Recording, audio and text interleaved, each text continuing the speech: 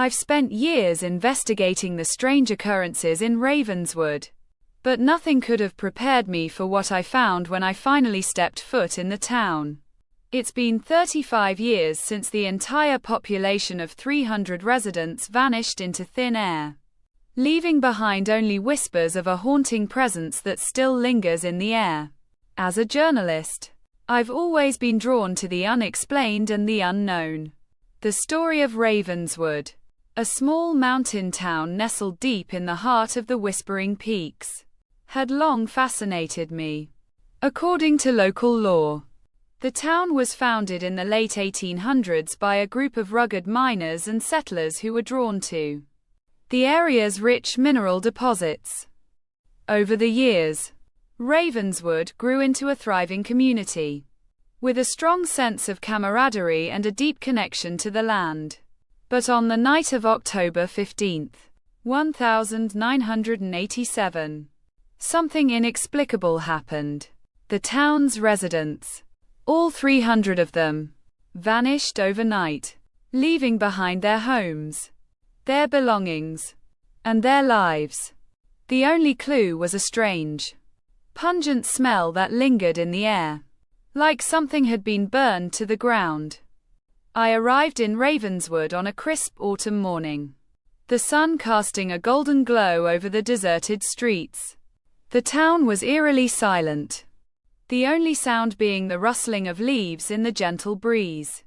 I began my investigation by visiting the local sheriff's office, where I met with the current sheriff, a gruff but kind-hearted man named Tom. He told me that the town had been abandoned for decades, and that the mystery of the disappearance had never been solved. As I walked through the empty streets, I couldn't shake the feeling that I was being watched. I saw glimpses of movement out of the corner of my eye, but whenever I turned to look, there was no one there. I visited the old town hall, where I found a series of cryptic messages scrawled on the walls, written in a code that I couldn't decipher. I spoke to the neighboring towns, but no one seemed to know anything about what had happened to Ravenswood. It was as if the town had been erased from history. As the days passed, I became more and more obsessed with uncovering the truth. I spent long hours poring over old records and interviewing locals, but every lead seemed to end in a dead end.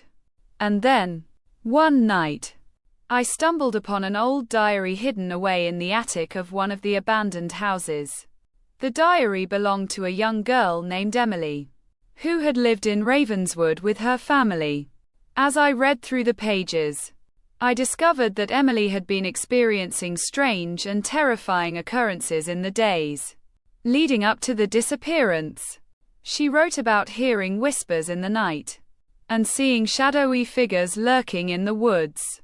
I couldn't help but wonder if Emily's experiences were connected to the disappearance of the town's residents. I spent the rest of the night reading the diary, and as I did, I began to feel a creeping sense of dread.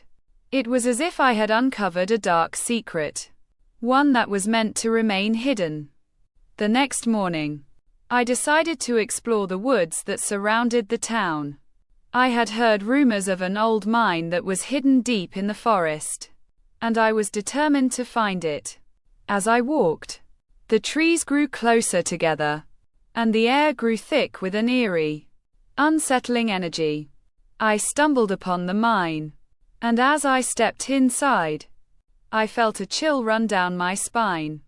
The air was cold and damp, and I could hear the sound of dripping water echoing off the walls.